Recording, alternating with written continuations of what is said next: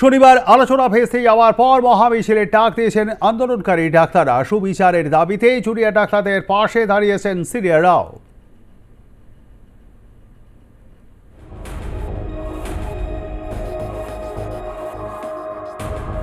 বৈঠক হবার কথা ছিল, কিন্তু দুপক্ষেরই ডিমান্ডের কারণে কিন্তু বৈঠক হয়নি শেষ পর্যন্ত। এই আন্দোলন চালিয়ে যাচ্ছেন তারপর জুনিয়র ডাক্তাররা, এবং জুনিয়র ডাক্তারদের সমর্থন করতে কিন্তু বিভিন্ন জায়গা থেকে মানুষজন যেমন আসছেন, তেমনি কিন্তু এই মুহূর্তে এসে পৌঁছেছেন Indian dental association Kolkata city branch থেকে।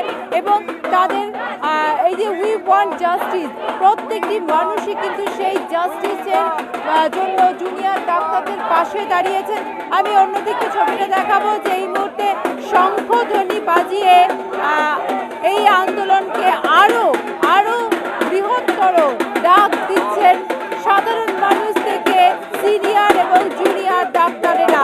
সব ক্ষেত্রে আমরা আন্দোলন চালিয়ে যাব। এই আন্দোলনটা কোনো ব্যক্তি বিশেষ, কোনো ধর্ম বিশেষ, কোনো রাজনৈতিক দল বিশেষের নয়। এটা যে কোনো একটা মানুষের প্রতিবাদ করার জন্যেই আন্দোলন চলছে। যার সঙ্গে ঘটনাটা ঘটেছে তিনি একজন মেয়ে, তারপরে একজন ভদ্রমহিলা, তারপরে তিনি একজন স্টুডেন্ট, তারপরে তিনি একজন ডাক্তার।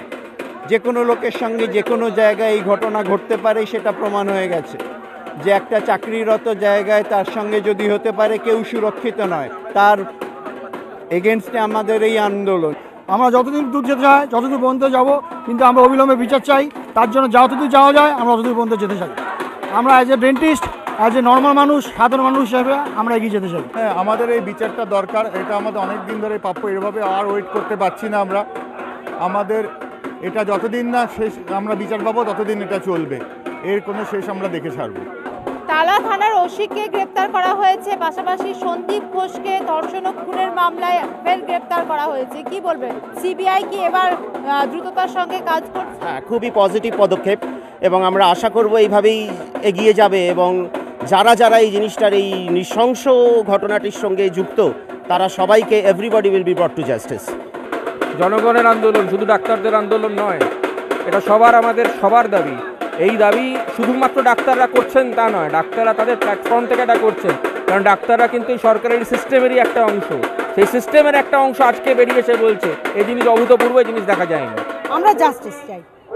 একেবারে প্রত্যেকটি মানুষের কিন্তু মুখে একটি কথা, জাস্টিস চাই। এবং সাধারণ মানুষ যেমন এসে যুক্ত হয়েছেন জুনিয়র ডাক্তারদের এই আন্দোলনের সঙ্গে, তেমনই কিন্তু সিনিয়র ডাক্তার তারা তো যুক্ত হয়েছেন, এবং তাদের বক্তব্য যে এই আন্দোলন ততদিন চলবে এবং তারা জুনিয়র ডাক্তারদের পাশে ততদিন আছেন যতদিন না বিচার সম্পূর্ণ হচ্ছে, যতদিন না দোষীরা শাস্তি পাচ্ছেন।